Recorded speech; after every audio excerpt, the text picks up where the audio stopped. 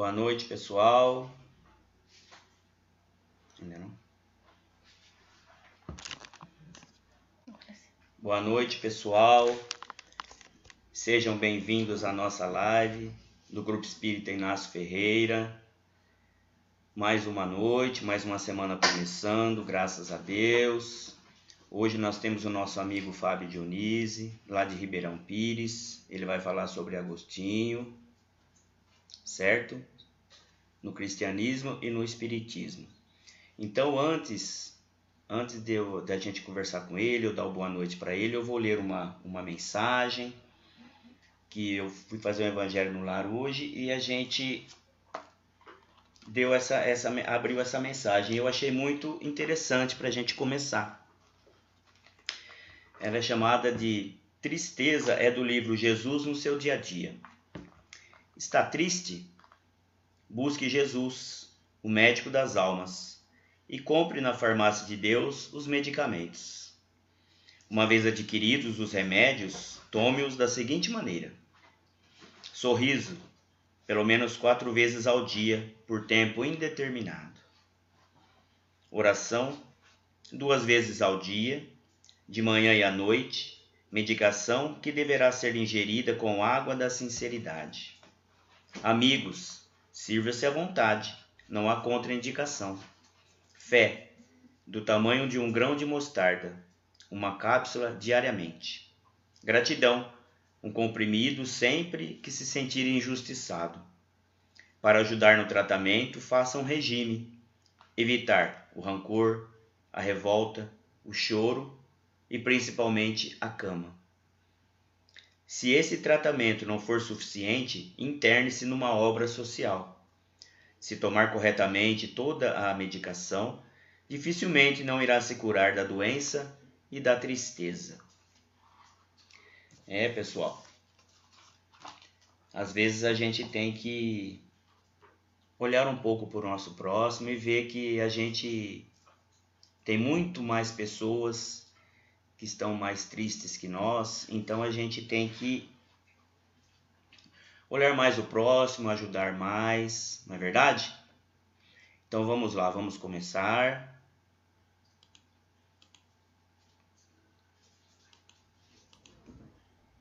Fábio? Tudo bem? Boa noite. Boa noite.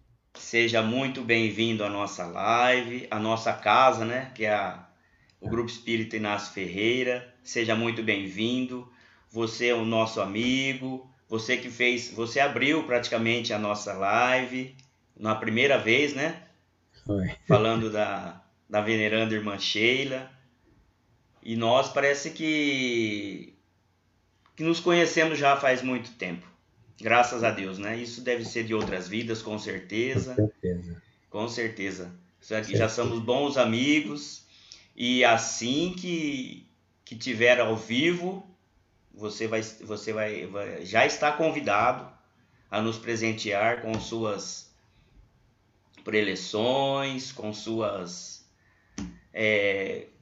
o que você sabe de melhor, falar sobre o Cristo, sobre a Sheila, sobre tudo que você se predispõe a falar, você fala muito bem, graças a Deus. Então, vamos à nossa live.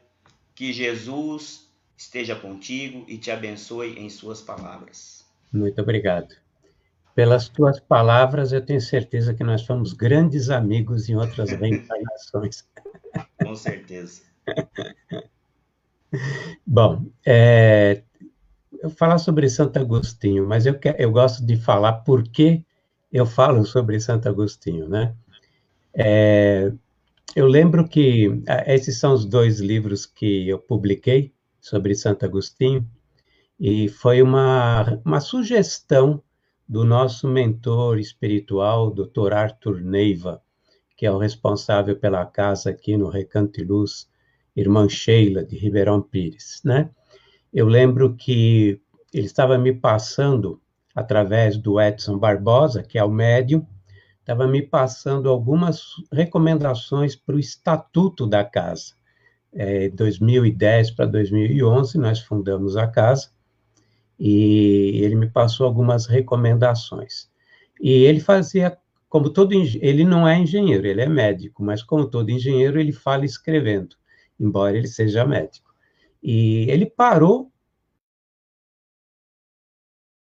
para mim e falou: faz tempo que ninguém escreve sobre Santo Agostinho. Aí ele virou de novo e continuou a psicografia com as indicações do estatuto, aquelas recomendações que ele queria que eu colocasse no estatuto do Recanto e Luz Irmã Sheila, aqui de Ribeirão. Bom, eu não sou bom entendedor, nem meio entendedor, mas eu achei que tinha alguma coisa por detrás, né, de uma frase jogada ao ar dessa forma, num momento tão importante como era o de montar o estatuto. E eu comecei a pesquisa, e durou 3 anos para escrever o livro, foram 3 anos de estudo. Eu tive até a oportunidade, foi uma coincidência, mas eu tive até a oportunidade de estar no Vaticano e até na primeira igreja lá de Santo Agostinho, em Roma, e peguei muito material, e eu acabei escrevendo sobre Santo Agostinho. Muito tempo mais tarde, eu entendi por que a sugestão para que um reles engenheiro químico escrevesse sobre Santo Agostinho, né? Na verdade, ele estava montando um mosaico, e esse mosaico, esse quebra-cabeça, resultou num negócio muito amplo, né? Muito amplo, que é parte do meu objetivo, meu compromisso de fazer palestras e seminários quando dá, porque, na verdade, eu como responsável pela Irmã Sheila, eu tenho muita coisa para fazer aqui, mas eu sempre encaixo, faço palestras por fora. Estaria aí em outubro, tive que cancelar tudo, porque as casas cancelaram e não fazia sentido em uma casa só, né? É uma viagem muito longa para fazer sentido. Então, esse mosaico era conhecer, na realidade, a história do cristianismo, conectá-la com o advento do espiritismo, da nossa doutrina, e conhecer um personagem que foi um dos tijolos mais importantes para a chegada das condições para que nós tivéssemos a doutrina no século XIX, né? E foi fantástico em muitos aspectos. O aspecto biográfico já é motivo de um seminário, mas tem um aspecto filosófico de Santo Agostinho que é muito mais do que um seminário. Eu tive a honra de ter sido convidado para dar um curso, ministrar um curso no Instituto de Estudos Filosóficos Espíritas em São Paulo, lá da Astrid, que é uma das maiores filósofas espíritas da atualidade, e o curso durou 15 aulas, e foram 3 horas cada aula, então você imagina, só para falar da parte da filosofia de Santo Agostinho. Mas tem o aspecto histórico, que é o que eu pretendo, na realidade, mais falar hoje, né? E fazer algumas pontuações do aspecto biográfico de Santo Agostinho. É que, na realidade, uma coisa está linkada à outra, com certeza. Essa importância dele no Espiritismo e a importância dele no cristianismo.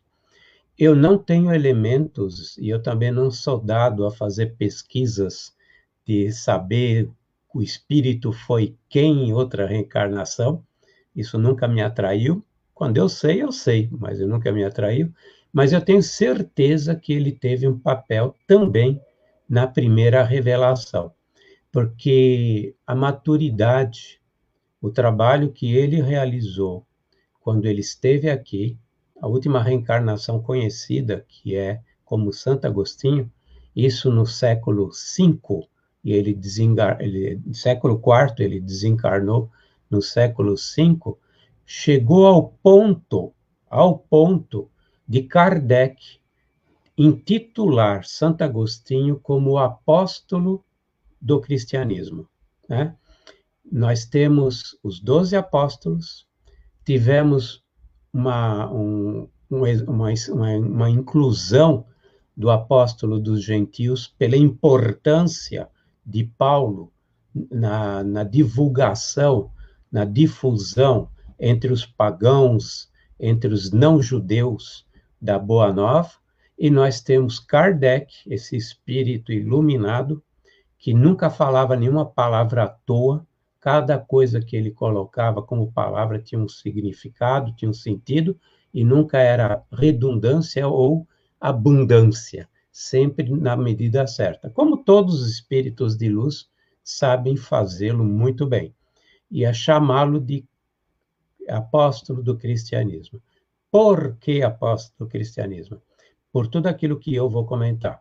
E por mais um motivo, que quem fala isso agora é Erasto. Erasto foi discípulo do apóstolo Paulo, e Erasto passou muitas mensagens para Kardec, e numa das mensagens ele fala sobre Santo Agostinho, né?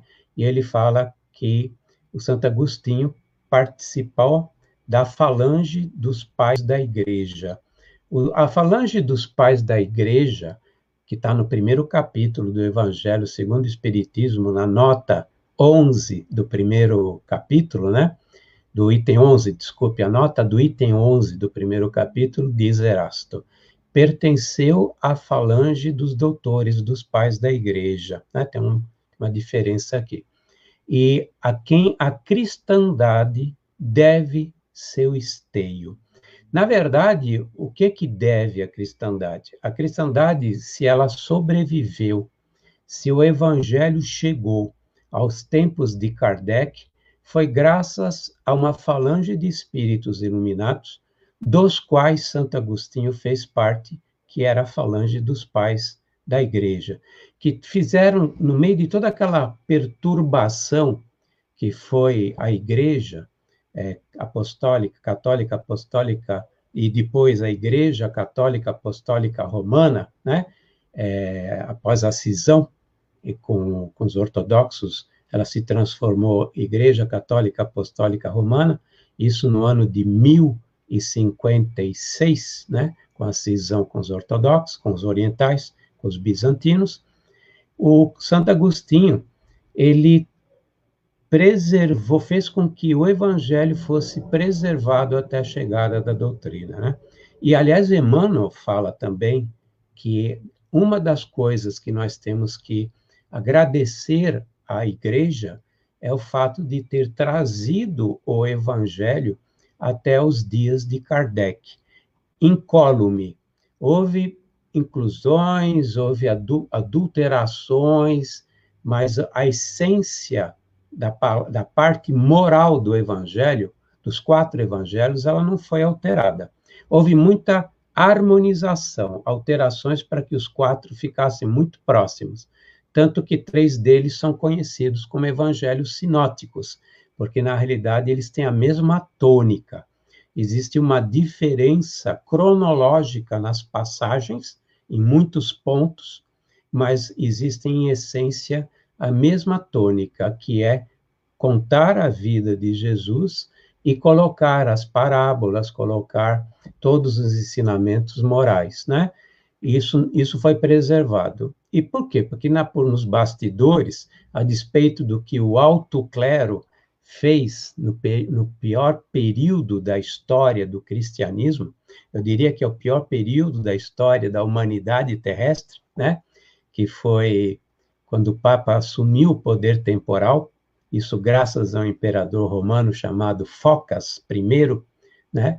Isso por volta do ano de 710, para ser mais preciso, até o ano de 1870, a igreja ela foi poder absoluto no mundo ocidental e fez o diabo com relação a muitas coisas que hoje, obviamente, ela se arrepende, mas fez parte de um registro histórico muito feio, né? E o Santo Agostinho fez parte dessa falange que preservou o evangelho até os dias de Kardec. E Santo Agostinho, ele fez uma outra coisa muito importante. Ele foi uma ponte entre o cristianismo, que ele ajudou a sistematizar, ele foi o responsável pela consolidação da doutrina católica nos tempos dele, foi responsável pela teologia católica, que quem, na realidade, organizou teologicamente o catolicismo, mais do que qualquer outro. Claro que existem muitos tijolos, muita gente envolvida, mas o principal que foi responsável pela consolidação da teologia católica, com os erros ou sem os erros dogmáticos que foram introduzidos, foi Santo Agostinho. E durante 1000 anos, Santo Agostinho foi o líder dos pensadores, foi considerado o maior filósofo cristão durante 1000 anos, ao ponto de influenciar, por exemplo, Descartes. Todo mundo fala Descartes, tem uma frase muito célebre, todo mundo, quando quer ficar bonitinho na fita, né, fala aquela frase do René Descartes, penso, logo existo, né, que é a base de todo o desenvolvimento da filosofia. O primeiro ponto que qualquer filosofia ou qualquer filósofo tem que estabelecer como base, fundamento, para criar uma doutrina filosófica, é a própria comprovação da existência do ser nesse universo, né? E a existência do ser, o Descartes diz, que vem porque ele pensa. Se ele pensa, logo existo. Essa frase, ela não é de Descartes, essa frase é de Santo Agostinho, escrita mais ou menos no ano de 400, numa região muito atrasada do norte da África. Surpresa, né? A maioria acha que Santo Agostinho é italiano, romano. Não. Santo Agostinho, ele foi africano, ele nasceu numa cidadezinha minúscula, provavelmente uns 6.000 habitantes, 5.000 habitantes, chamado Tagaste, hoje chama Sak Arras, que fica na Algéria. Naquela época era, na realidade, uma região chamada Numídia, e era no norte da África. Ele veio como um africano e fez uma revolução do norte da África. Nem em Cartago. Ele fez essa revolução em Pona, que é outra cidade muito pequena da Algéria, né? Que fica na Algéria, chama-se Annaba, hoje em dia, né? E eu me lembro sempre, já que eu estou falando com o pessoal de Araraquara, a revolução que acho que é matonense, né? Quem é de Matão é matonense, realizada pelo egrégio e venerando espírito Carbar de Souza Chutel, que lá do Matão, naquela época era mato mesmo, ele foi tão importante para o espiritismo aqui no Brasil, que recebeu a alcunha de bandeirante do espiritismo, né? Pelo trabalho fantástico realizado para a introdução e a expansão do espiritismo no Brasil. E nós temos Santo Agostinho fazendo a mesma coisa para todo o cristianismo e chegar ao ponto, depois de estar presente no meio espírita, na falange do espírito de verdade. Olha a personalidade. Santo Agostinho é um espírito de escola que fez parte da falange do espírito de verdade. É um dos que assinam o nome em Prolegômenos, no Livro dos Espíritos, né, que Allan Kardec codificou, né? E o Erasto, ele fala, é um enorme divulgador, ele se comunica em quase todos os lugares, né? Tanto que na obra kardeciana, que constitui-se o Pentateuco e a Revista Espírita, publicada de 1858 a 1864, ano do desencarne, 69, desculpe, o ano do desencarne de Kardec, aparece 36 mensagens registradas de Santo Agostinho. Uma delas, curiosamente, foi uma comunicação que ele fez na Algéria, na terra natal dele, que era Numídia, depois virou território da Algéria. Isso numa sociedade espírita de Constantina, muito próximo de onde ele passou boa parte de sua vida. E, aliás, é simbólico para mim, inclusive, isso, porque ele faz questão, de alguma forma, de agradecer o solo pátrio que o acolheu, né?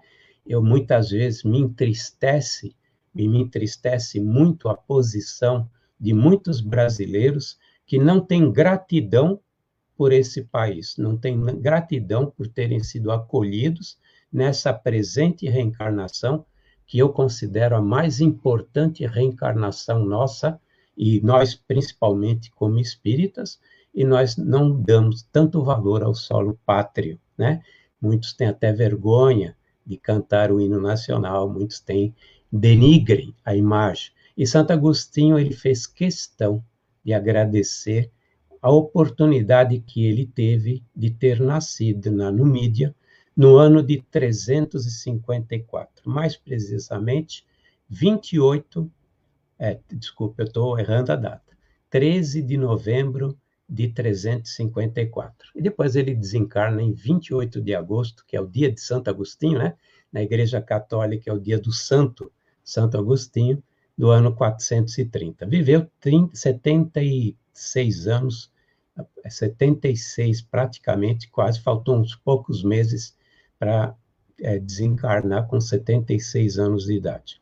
Então, como espírita, como pertencente à falange do Espírito de Verdade, ele foi um grande divulgador, né? E nós temos uma questão no Livro dos Espíritos que é muito conhecida pelos espíritas, que é o autoconhecimento e a reforma íntima.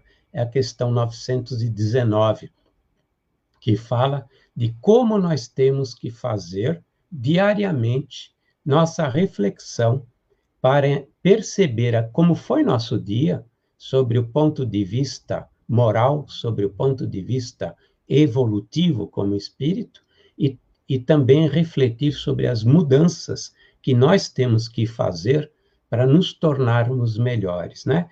E há uma coisa que eu sempre gosto de frisar, numa das frases dele, é que ele faz tão isenta essa reflexão. Ele diz no Livro dos Espíritos, na questão 919, que é: se alguém me visse fazendo isso, o que pensaria daquilo que eu fiz? Ele não diz: se eu lembrar do que eu fiz, o que eu penso daquilo que eu fiz. Está lá escrito isso também, mas ele ele pontua muito, de forma muito importante, a questão do que os outros diriam. Porque nós sempre temos o desculpismo, né? Nós sempre temos a terceirização. Isso faz parte do nosso estágio psicológico. Nós ainda somos crianças, estamos na infância, então nós temos sempre a desculpa: eu acordei mal, eu não comi direito, eu estava com dor de cabeça, naquele momento eu estourei, coisa e tal. Mas o terceiro, normalmente, tem um olho muito crítico, né? Como nós, quando nós olhamos como terceiros o próximo. Nós somos demolidores na avaliação do nosso próximo, né? Então ele fala: como é que esse demolidor enxergaria meus atos, né? Então, Santo Agostinho é uma personagem importantíssima para o advento da terceira revelação. E fez jus a isso. Ele realmente fez jus a isso. E por que ele fez jus? Agora eu vou falar de como ele construiu o cristianismo, a parte dele, o trabalho que ele realizou, e depois como ele foi ponte para que muita coisa fosse preservada e chegasse até o momento em que Kardec teve todas as condições, e a sua pleide, né? Não podemos esquecer de Camille Flammarion, Léon Denis, né? Quantos outros estiveram presentes e foram muito importantes no trabalho que Kardec consolidou, né? Que ele sistematizou. Então, como eu disse, Santo Agostinho, ele reencarnou numa pequena cidade chamada Tagaste, no ano 354. Tagaste era minúscula, e ainda continua sendo minúscula, e nasceu num berço classe média baixa, né? O pai, o Patrício, ele era dono de algumas terras, eram 12 hectares, né? E era Curioles. Curioles era conselheiro, membro conselheiro da cidade, da municipalidade lá de Tagaste. Ele era um homem generoso, um homem bondoso, mas colérico, explosivo, coisa e tal, e dava seus pulinhos. Ele traiu muitas vezes, apesar de amar Santa Mônica, que é a esposa, que foi a esposa de Patrício, né, virou Santa Mônica de Hipona, né, na Igreja Católica. Ele traía e traiu muitas vezes. O Patrício era pagão, mas Santa Mônica, a Mônica de Hipona, era católica fervorosa. E na época já existia o catolicismo, né? Não era a única religião, a única seita, a única crença do cristianismo, mas era já bastante forte e muito ativo no norte da África. E ela, desde o início, ela tentou introduzir o evangelho e fazer com que Santo Agostinho e seus dois irmãos aprendessem a respeito do evangelho, de Jesus e assim por diante. Mas Santo Agostinho, ele era um ponto fora da curva, e provavelmente isso criou uma série de dificuldades no início da sua jornada, né? Ele era muito inteligente, continua muito inteligente, mas ele já expressava essa inteligência como reencarnado, né? E o nome dele é Aurelius Agostinum, ou seja, Aurélio Agostinho, e ele não gostava de estudar, ele gostava de farra, ele era criança, mas adorava jogos de azar, inclusive furtava objetos da casa dos pais para subornar os colegas que eram mais velhos para que ele pudesse jogar junto. Então, ele subornava para que ele pudesse jogar. E era terrível com relação à escola, porque não estudava, não queria estudar, né? Embora tenham colocado um literato, que era um mestre que ia até a casa, ensinava as primeiras letras, né? Ele não gostava de estudar, né? E gostava de fazer brincadeiras e assim por diante. Aos 12 anos, o pai, sabendo que era muito inteligente, e o pai tinha, na realidade, a questão do orgulho, querer que o filho fosse, na realidade, um literato, fosse alguém melhor, alguém que tivesse letras e fosse importante, mandou para uma outra cidade que ficava a 30 quilômetros. Na realidade, ele tinha 11 anos e foi para Madaura e estudou nessa cidade até os 14. Bom, ele foi terrível como pré-adolescente e adolescente. Farrista, ele era muito vaidoso, gostava de jogar, né? Já era muito ligado à saia das mulheres e assim por diante, e tinha recebido os conceitos a respeito do Evangelho, tinha recebido os conceitos a respeito de Jesus, e isso vai influenciá-lo a vida toda, mas ele não se ligava à igreja, tanto que ele não queria fazer batismo, ele não foi batizado, ele só foi batizado aos 32 anos de idade, e sempre relutou em participar das cerimônias e da igreja católica, lá dos sermões, das missas, com a mãe, né? Patrício era pagão, Patrício não frequentava. Tanto que Patrício se converteu ao catolicismo no leito de morte. Ele morreu, ele desencarnou muito cedo, e nos últimos dias a esposa conseguiu convencê-lo a ele se batizar, e ele se batizou mais ou menos com a idade de 40 anos e desencarna,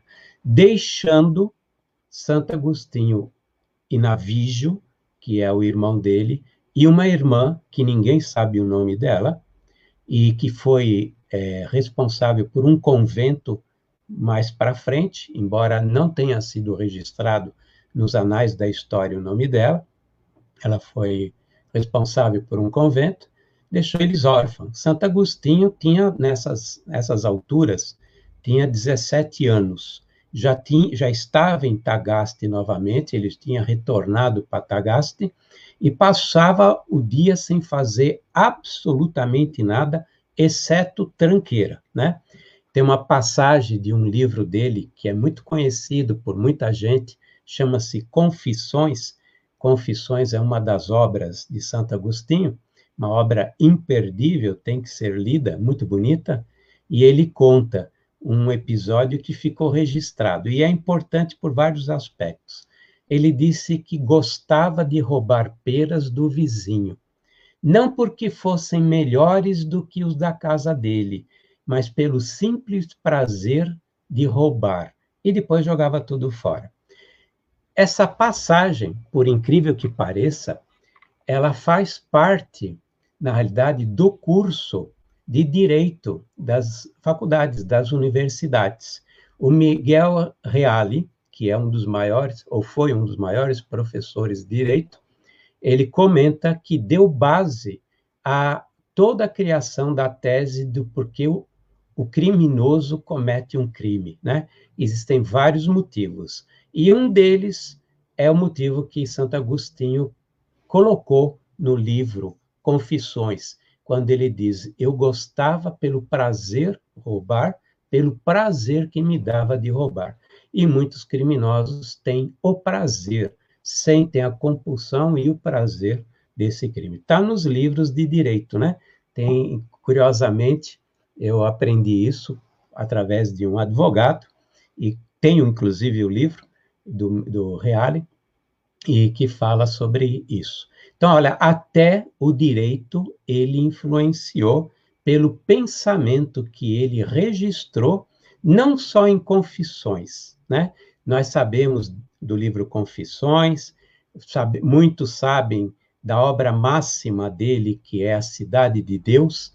A Cidade de Deus são 2 livros da editora Vozes, cada livro tem 500 páginas, ou seja, é um livro de 1000 páginas que contém todo o pensamento filosófico, religioso, tudo que ele pensava em termos de teologia, em termos de doutrina, em termos de catolicismo, em termos de política, em termos de filosofia, em termos de sociologia, está nesse livro fantástico chamado A Cidade de Deus, que é considerada a obra-prima de Santo Agostinho, embora a mais conhecida seja a Confissões, né? E retornando, e quando o pai desencarna, ele tinha um anjo da guarda que o ajudou. Todo missionário, e vocês vão entender por que ele era um missionário, até agora não, porque eu só falei que ele fazia traquinagem, né?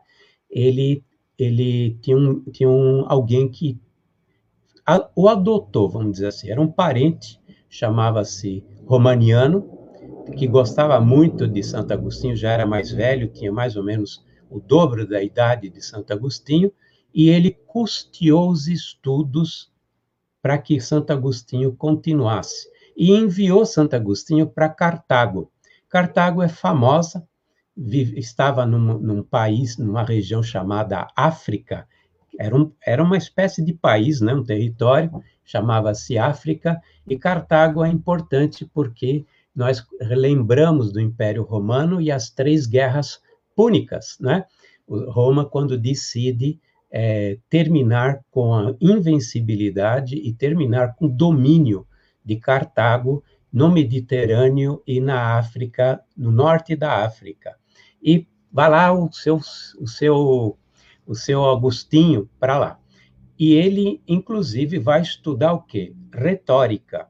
Por quê? Porque ele era muito inteligente, estava muito inteligente nessa época aqui, né? Agora está muito mais. E ele tinha muita vaidade, queria ganhar dinheiro e queria vencer as contendas. O grande objetivo de Santo Agostinho era ser um grande retórico. E ele fez, inclusive, a faculdade, era a Universidade de Cartago, né? Chamava-se Universidade de Cartago, e ele foi tão bom que ele se tornou professor de retórica, ou de eloquência, né? Lá na Universidade de Cartago. E ele, inclusive, conta em Confissões que ele se arrependia do que fez naquela época, porque pelo prazer de vencer seus adversários na retórica, ele libertou muitos criminosos que ele sabia que eram criminosos, mas ele era imbatível na retórica. Então, os juízes acabavam sendo convencidos por Santo Agostinho da sua da sua inocência, quando na verdade não era inocente, né? Mas Santo Agostinho, à medida que vai crescendo, ele passou da adolescência e entrou na juventude, de acordo com o Estatuto da Criança, né? Isso ocorre aos 18 anos, né? O adolescente vai até os 18 e depois nós somos jovens a partir dos 18 até os 29 anos, mais ou menos, de acordo com o Estatuto da Criança, aqui do Brasil. E ele, o Santo Agostinho, ele começa a refletir, porque a consciência dele começou a cobrar. E ele começou a refletir por que da existência do mal nele. E ele fala isso em Confissões, né? Que ele não sabia por que ele fazia o mal, porque ele tinha essa compulsão para ser vaidoso, orgulhoso. Ele não era um criminoso, mas ele era muito orgulhoso, muito vaidoso. Ele, nessas alturas, ele já estava consorciado com uma concubina com quem ele passaria boa parte da sua existência. Não se sabe o nome dessa mulher, ele não costumava registrar nomes de mulheres importantes na vida dele, né? E nem dos amigos importantes ele registrou. Então, nós temos muito desconhecimento. E ele, aos 17 anos, ele se consorcia com essa concubina, tem um filho, aos 17 anos, esse filho chama-se Adeodato. Curiosamente, Adeodato significa enviado por Deus, ou seja, ele apronta e depois coloca a culpa em quem? Em Deus, né? E foi enviado por Deus.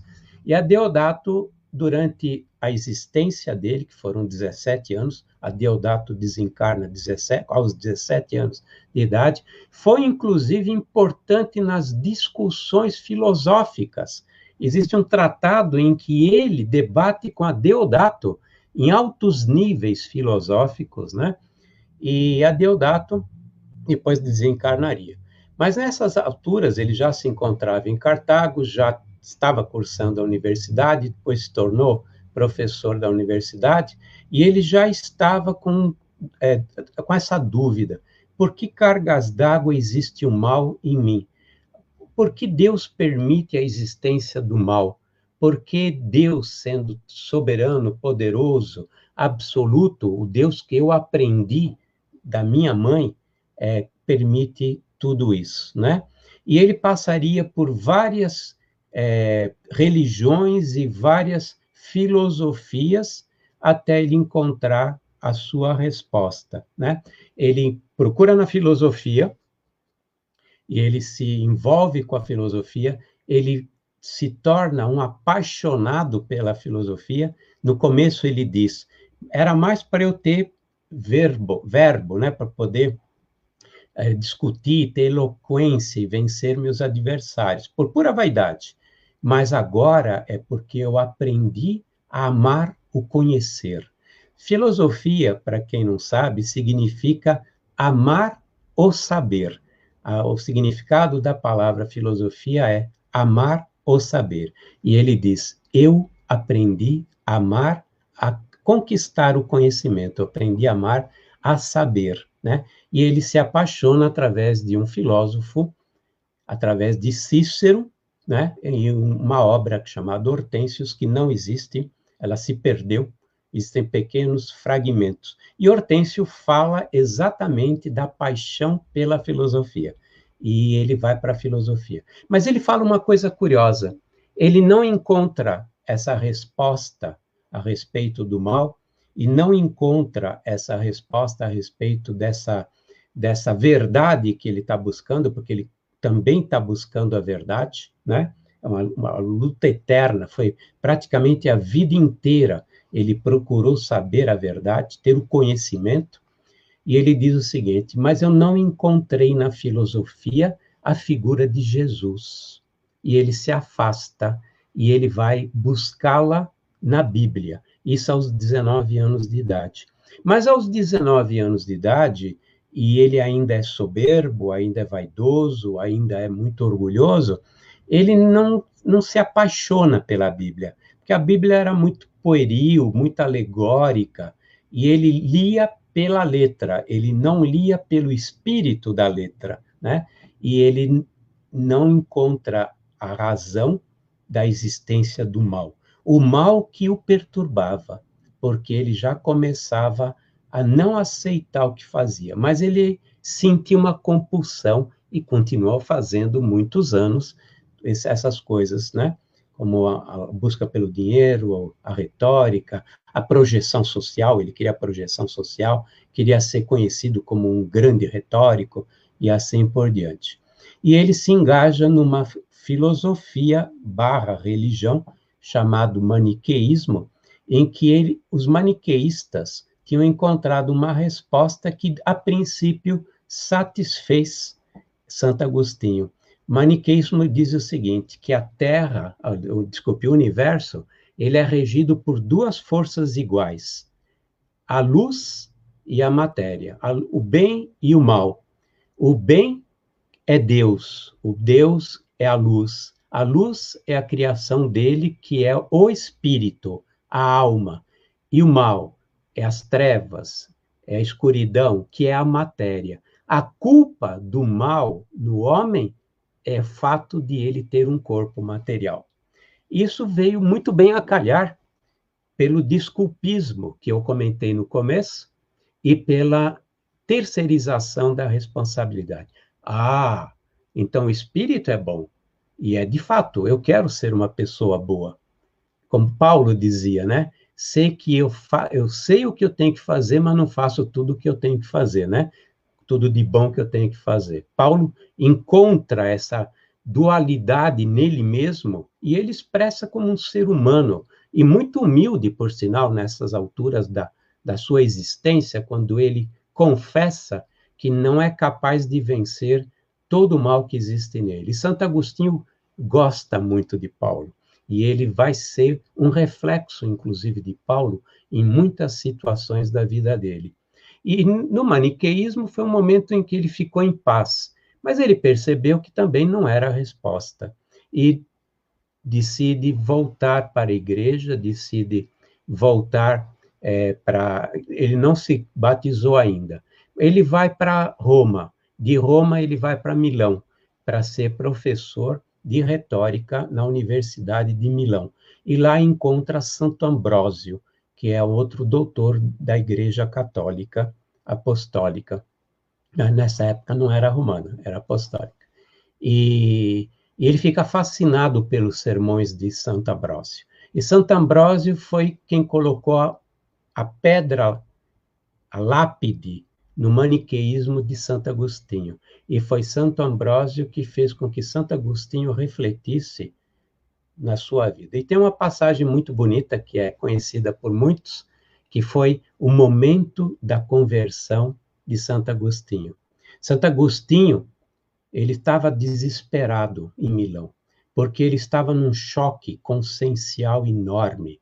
Ele já não via valor no que fazia, sentia compulsão em fazer e a sua consciência cobrava, e um dia, no jardim da sua casa, ele cai de joelhos e pede a Deus que o ajude a encontrar a resposta. Nesse momento, ele ouve a voz de uma criança. Essa criança diz para ele: toma e lê. E ele olha ao derredor e não vê nenhuma criança, não tem ninguém, não tem uma alma viva, nem na rua, nem no jardim.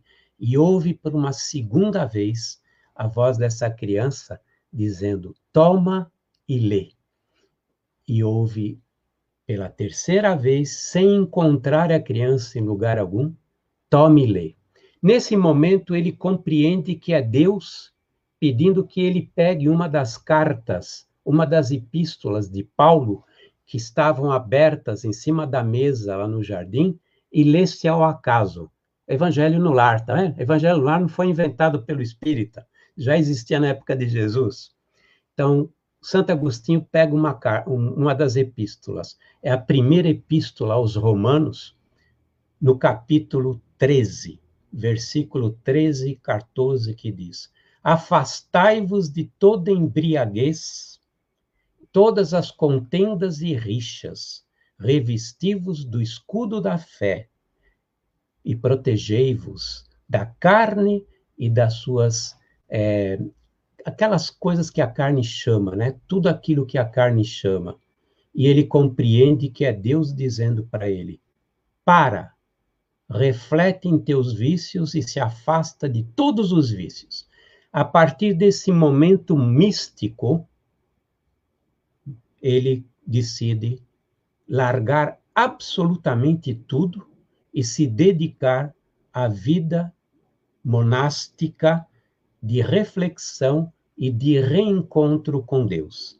Ele sai de Milão, vai para Cassiaco, que é uma cidade próxima de Milão, e lá ele se reclusa, junto com muitos amigos, junto com o filho, junto com a mãe, que depois viria, para iniciar o processo de estudo, de reflexão, que levaria esse homem, em 36 anos de existência, escrever 92 livros que se dividem em 92 obras que se dividem em 232 livros, 400 tratados, né? E inúmeras cartas, né? Inúmeras cartas que foram registradas e compiladas como se fossem livros, falando sobre tudo que é tema que você possa imaginar. Até livros sobre música ele escreveu, né? E a importância da música na vida do homem, a importância da vida do homem. E ele escreveu livros filosóficos sobre a filosofia cristã, livros de teologia, livros apologéticos, ou seja, em defesa da fé, contra os acadêmicos, que eram os filósofos da época, que se seguia o ceticismo nessa época, e ele tinha passado pelo ceticismo, e ele escreveu contra os acadêmicos justamente para falar sobre isso. Escreveu 232 livros, você imagina a vastidão de assuntos sobre isso. A partir daquele momento, ele toma consciência que ele tem um papel dentro do cristianismo. O que ele via à sua volta? Isso não acontece nos dias de hoje, mas o que ele via à sua volta? Mais ou menos 20 seitas cristãs. Claro que eu fui irônico. É só ver a quantidade de igrejas evangélicas, e nós somos evangélicos também, para ver como nós estamos iguaizinhos a uma época em que tinha pelo menos 30 tipos de igrejas e crenças e seitas e cismas na época de Santo Agostinho. Inclusive, elas se debatiam a morte. Santo Agostinho passou por 2 atentados com relação à sua vida, porque imagina-se que os arianos, que eram seguidores de Ários, tentaram matá-lo. Os arianos eram muito brutais, eles mataram muitos católicos. E os arianos, eles eram uma seita interessante, porque eles eram hereges, de acordo com Santo Agostinho, mas eles tinham como princípio que Jesus não era Deus. Jesus era um espírito muito superior, mas não fazia parte da Santíssima Trindade. E por causa disso eles foram destruídos. Em um século sumiram os arianos.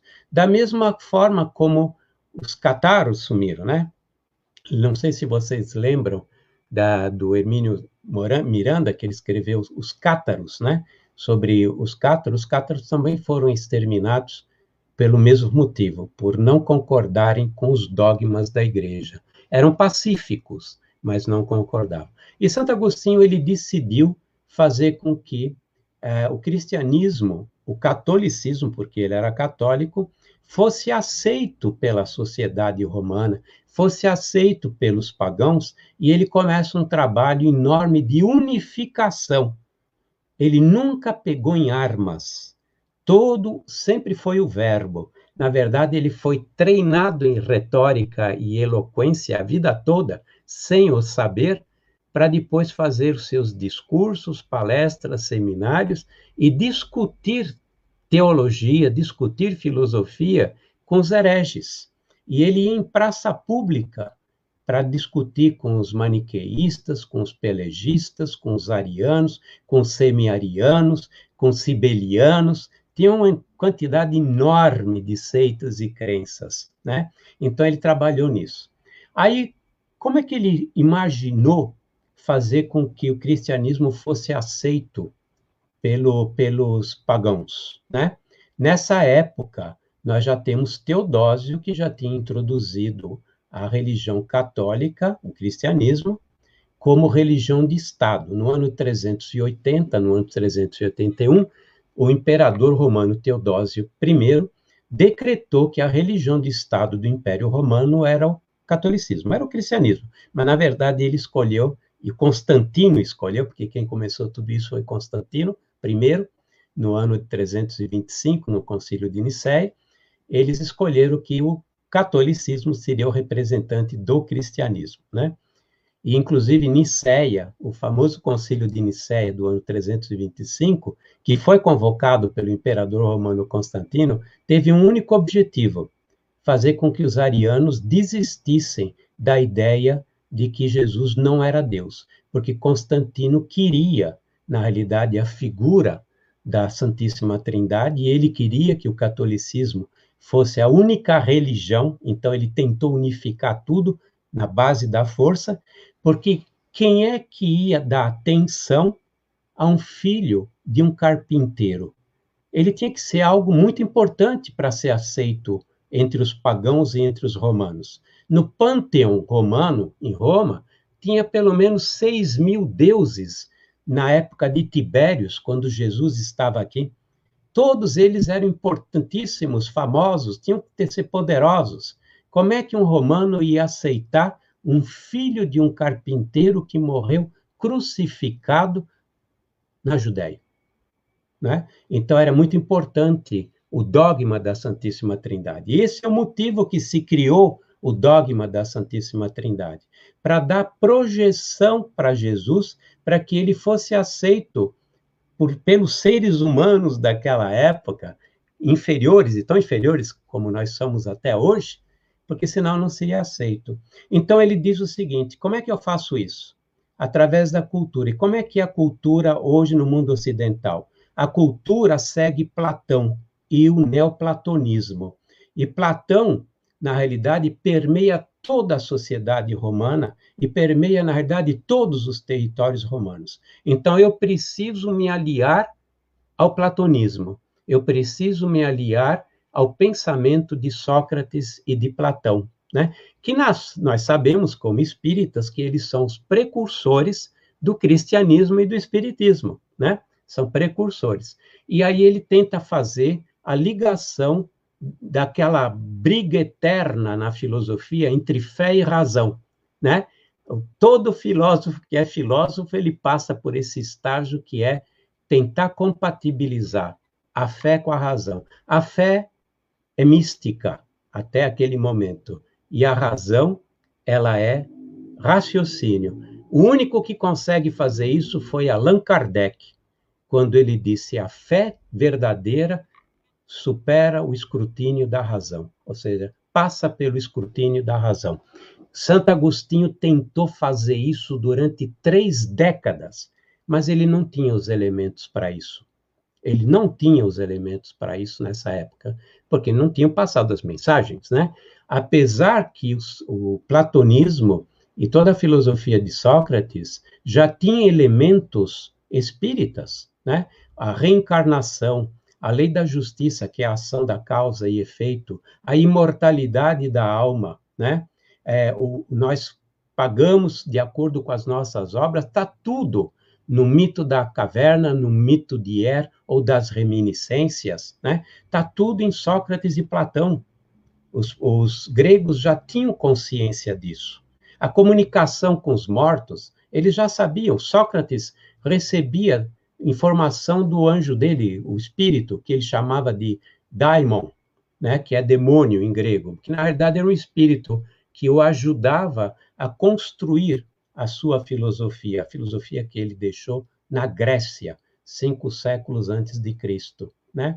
E ele vai lutar para ligar o catolicismo, repleto de dogmas, aquela fé que era questionável, para poder ligar com o platonismo, que era raciocinado, era algo que todo mundo aceitava, para que o cristianismo fosse aceito pela classe aristocrática e fosse aceito pelos agricultores romanos e os demais, porque até aquele momento, na realidade, Teodósio tinha enfiado pela garganta o cristianismo em todos os aristocratas. Os poderosos faziam o que Teodósio dizia, porque não queriam perder a cabeça, mas eles continuavam politeístas, continuavam pagãos do mesmo jeito.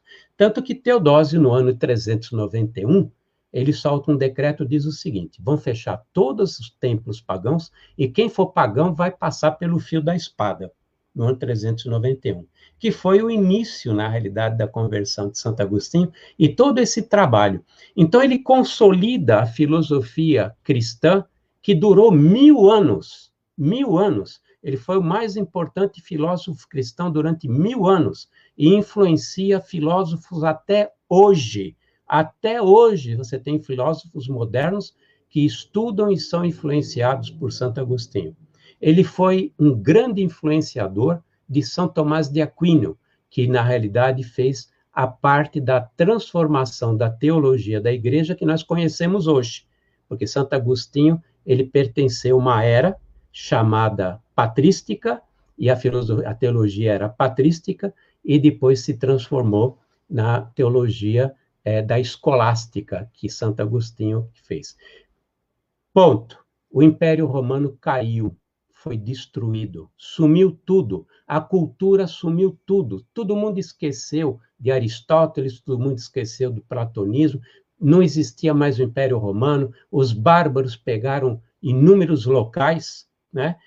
Os francos na França, os visigodos na Espanha e em Portugal, os godos e os alanos no norte da África, os ostrogodos na Península Itálica, né? Virou, na verdade, uma terra de bárbaro. Sumiu, foi o período mais negro da história da humanidade, que é a Idade Média, né? Se perdeu a cultura, se perdeu a escola, se perdeu absolutamente tudo. A única coisa que sobrou, tudo que Santo Agostinho tinha consolidado na Igreja Católica Apostólica. Quando surgiu a fase dos iluministas franceses, que antecederam Kardec, que era o momento que estava se preparando o pensamento na França, né? Porque tinha que ter a base filosófica e a base do pensamento e a liberdade de expressão na França para que Kardec pudesse fazer o que fez. Foi por isso que a França tinha que sobreviver, foi por isso que Judas foi enviado como Santa Joana d'Arc, para não deixar que os ingleses tomassem a França, veio o movimento iluminista, né? Nós temos Montesquieu, Rousseau, Montaigne, Lavoisier não, nós temos agora me fugiu o nome, agora realmente me fugiu o nome, em que cada um deles, eles buscaram criar a base da Voltaire. Voltaire foi um grande lutador contra o absolutismo religioso. Da mesma forma como Montesquieu, ele propôs que o governo fosse um governo tripartite, executivo, legislativo e judiciário, coisa que nós usamos até hoje. Então, houve uma libertação do pensamento, que culminou com a Revolução Francesa, foi muito triste, mas acabou indo por mal. Mas o homem estava preparado, tinha uma base filosófica na França, para que Kardec reencarnasse lá. E Kardec foi um dos maiores pedagogos franceses, antes de Allan Kardec. Inúmeros livros escritos. Tudo baseado no quê? Nesse pulo, nessa ponte que Santo Agostinho construiu e que superou a Idade Média, que foi onde se perdeu absolutamente tudo, menos aquilo que Santo Agostinho tinha escrito, e é toda a filosofia. Santo Tomás de Aquino vai pegar tudo de Santo Agostinho e coloca Aristóteles. Os iluministas, como René Descartes, né, o René Descartes, os filósofos franceses, vão se basear em Santo Agostinho. Olha a importância de Santo Agostinho na história do cristianismo. E ele, desencarnado, ele luta para que não se perca isso, apesar dos papas, apesar dos cardeais, apesar da pior fase da história da igreja, né? Ele lutou para que se preservasse a moral de Jesus no Evangelho, para que Kardec tivesse, no solo francês, as condições do pensamento e as condições do Evangelho existente para receber, porque ele teve que receber decodificada a doutrina e codificá-la. Porque Kardec, quando a gente fala codificar, não é simplesmente juntar mensagens. Ele criou estrutura baseado nas mensagens, né? Então, eu acho, mesmo sendo apenas 1 hora, que Santo Agostinho, nós precisamos agradecer e muito esse missionário que Jesus mandou no século IV e Jesus depois o incorporou na sua falange, né? Através do Espírito de Verdade, que muitos acreditam que é Jesus, né? E que se não for, tanto faz, porque também é de ordem crística, deve ser um espírito extremamente iluminado. E nós, se hoje estamos falando de Santo Agostinho, provavelmente é por causa de Santo Agostinho. Muitos colocaram tijolos para a construção e o advento da terceira revelação. Mas que esse tijolo que Santo Agostinho foi colocar foi muito importante. Se não fosse por Santo Agostinho, a doutrina seria postergada, porque não haveria base no pensamento filosófico, não havia base na libertação do pensamento do ser humano e não haveria base para que chegasse através das mãos de Allan Kardec no século XIX. Tenho dito.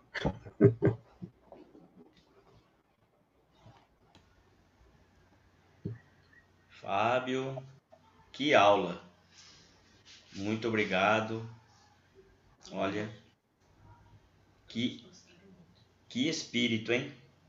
Todos gostaram, adoraram. Que importância que ele teve. E tem até hoje, né? E tem até hoje. Olha, foi uma verdadeira aula. Essa 1 hora magnífica. Muito obrigado. Eu que agradeço. Muito obrigado. Pessoal, tenham uma boa noite. Que comecemos a nossa semana na paz do Cristo. E que Deus ilumine, Fábio, seus pensamentos, a sua semana também. Muito obrigado pela aula. Não foi nem palestra, foi uma aula. A gente, pelo nome, a gente não sabe, né? O conteúdo que você passou para a gente foi muito gratificante, foi muito bom. Muito obrigado mesmo. Tenha uma boa noite. Você também. Tchau, tchau. Um beijo no coração de todos. Assim seja.